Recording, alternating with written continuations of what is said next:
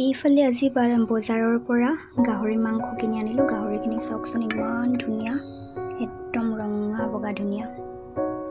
এইফালে গাহৰি আৰু সকলো ভকতে গাহৰি নাখায়, সেইকাৰণে আজি ব্ৰইলাৰটো এতিয়া ঘৰতে কাটি লোৱা হ'ব।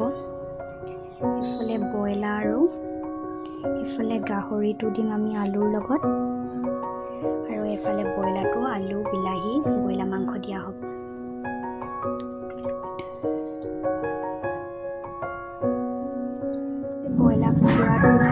ব্ৰইলাৰডোখৰ কাটা হৈ গ'ল। এইফালে আমাৰ ব্ৰইলাৰ কুকুৰাখিনি কাটা